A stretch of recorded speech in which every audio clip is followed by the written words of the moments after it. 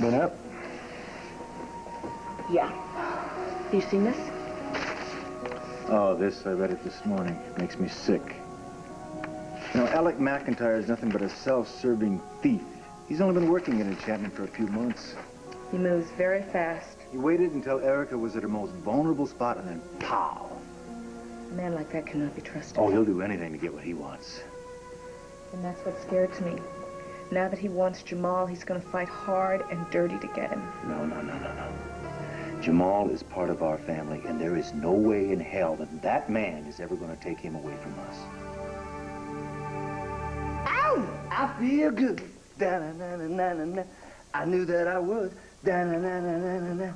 I feel good. Da-na-na-na-na-na. I knew that I would. So good. Bum, bum, so good. I got a you. Bum, Stop bum, that! Bum. You're in a disgustingly good mood today.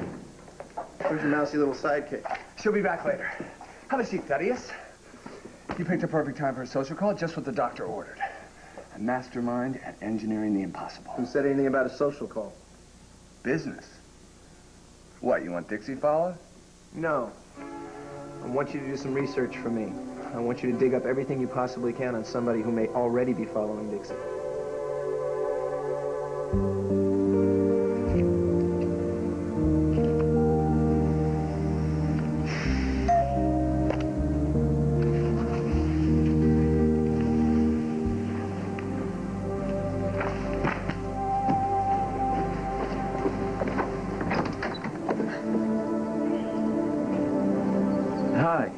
Remember me? I met you yesterday? Yeah, right, at the cemetery.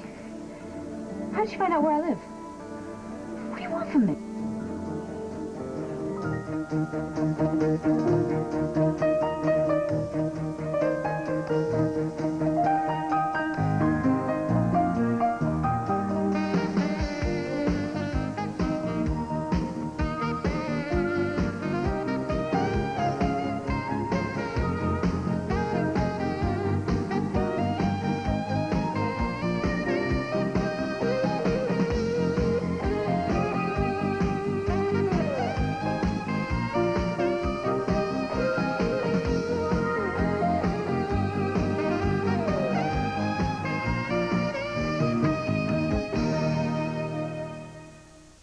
My Children, brought to you by new Outdoor Fresh Bounce. It leaves laundry smelling fresh for up to 5 days. I can make a lot of trouble for you, Alec. That's right. I can get on the phone with other major big-time stockholders, and we can talk a lot of gossip. That's right. I can dish the real story about the new CEO of Enchantment, and when I'm through with them, I can call up my close personal friend, Judy Lee Siegel, over at the TV station. And we can have lunch, and I can spill my guts up all over the table, and then smile pretty for the camera. Should I do that, Alec? Is this a threat? Threat, promise. Call it what you will. Let me explain something to you, Hayley. This is a blue-chip corporation. It's not an amusement park for little rich girls to play with Daddy's trust fund, okay? So, see, what we do, it's not a game here, Hayley. You want to do yourself and your investment a favor? Run on back to your little detective agency and play. Go play. And leave the corporation to people who know what they're doing.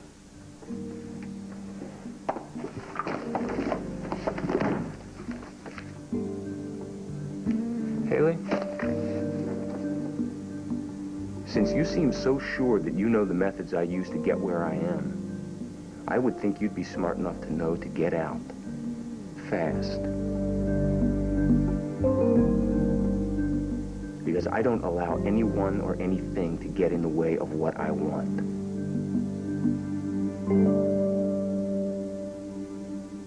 As soon as I'm finished here, I have a meeting with Miss Hoganson. I think I should probably tell her everything that happened, don't you? Yes, she's been with his case for a long time. She definitely needs to know.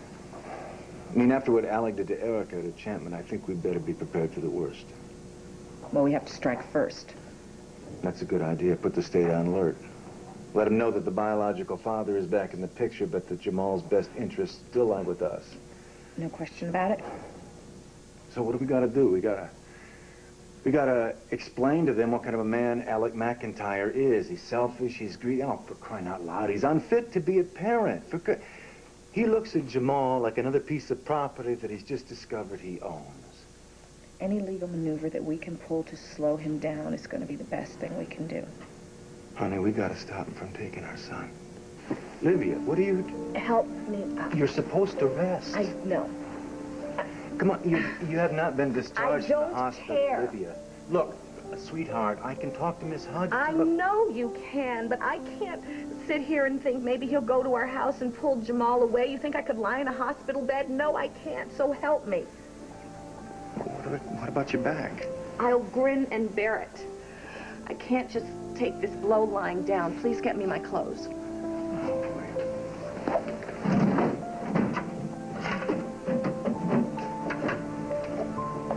Is it painful? Not as painful as thinking about Jamal being forced to live with Alec McIntyre. We can't lose him, Tom. We're not gonna lose him. He's ours. And he always will be.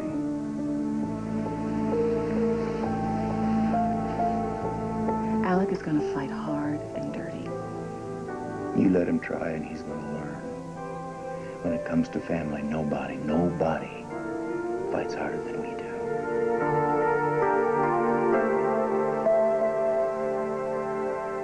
You know, you really should just leave me alone, okay? I mean it. Wait, please. I don't mean you any harm. It's just that you were sad yesterday at your brother's grave and you brought him flowers and I thought some of your own might cheer you up. How'd you know where to find me? I'm sorry I'm scaring you.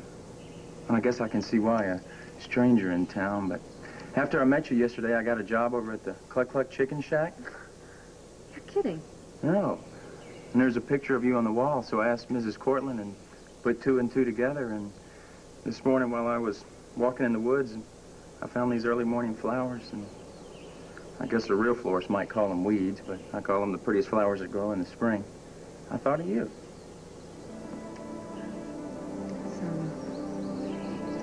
It's really sweet, you know, and you were very nice to me yesterday, I guess.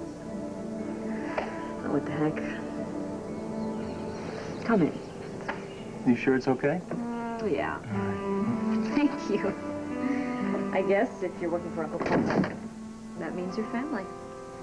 It's a nice place to be in.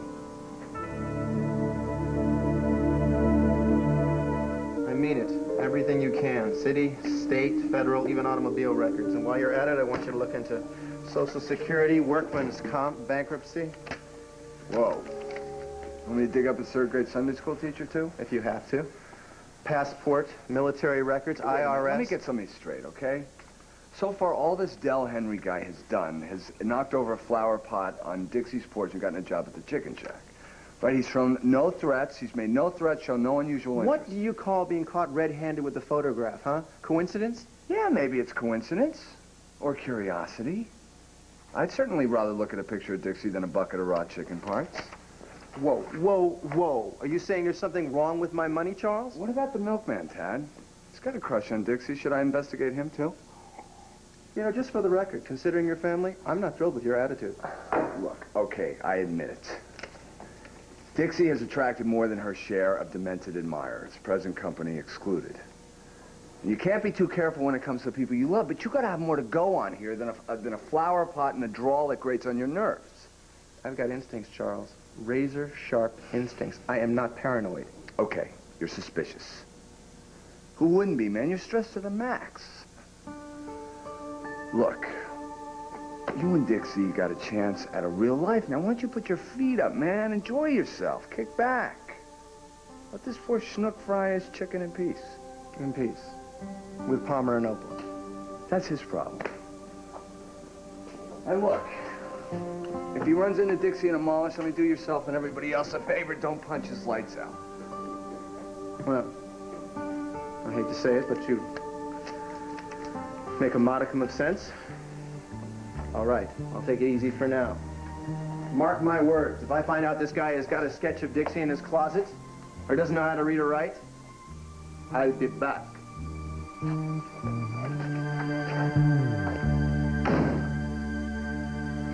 So I thought you said you were a writer. Yeah. What made you take on at the chicken shack?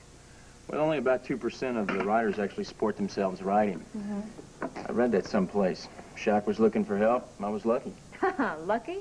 That's one way to describe working for Uncle Palmer. Hey, you know what? I know a writer. Yeah? Well, he's a man that supports himself writing. Edmund Gray. I bet you anything. You know what? When he comes, he's on the honeymoon now, but when he comes back, I will talk to him, and, you know, maybe he'll help you out. Well, that's a nice offer, and maybe someday I'll take you up on it, but right now, nobody would hire me to write my name. I have no experience, no qualifications yet, but I need to work.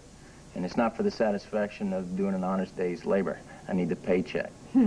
Speaking of which, I could use some pointers on how to handle my boss. Really? What do you want to know? About your uncle? I don't mean any disrespect. And he's about as crusty as certified chicken. He's a cross between a Marine drill sergeant and a preacher under the revival tent. That's Uncle Palmer for you. How do you handle him? Well, very, very carefully. Yeah? Uncle Palmer and I have lived in each other's back pockets for years now. I guess we get along like oil and water half the time, and peaches and cream the next. I'll tell you one thing, though. When he gets an idea in his head, he just goes after it, full steam. I mean, he doesn't care what anybody else thinks, ever. I mean, he knows other people have opinions, but they don't matter. His is the only one that counts. You should know that if you're going to work for him. Well, I suspected it. He's stubborn, exasperating. I mean, impossible, nearly impossible to fool. Don't try. Don't lie to him, and no matter what you do, don't ever, ever tell him what to do. You with me so far? There's more. Oh, yeah, that's just the easy part. He is impossible when it comes to making a mistake, because he doesn't forgive you. I mean, he may put on a good act, but he doesn't forgive, and he never forgets, unless, and this is very important, so listen up here. The only way that Uncle Palmer will forgive you is if Opal picks up your case and sits on him for you. She's the only person with any influence over him whatsoever.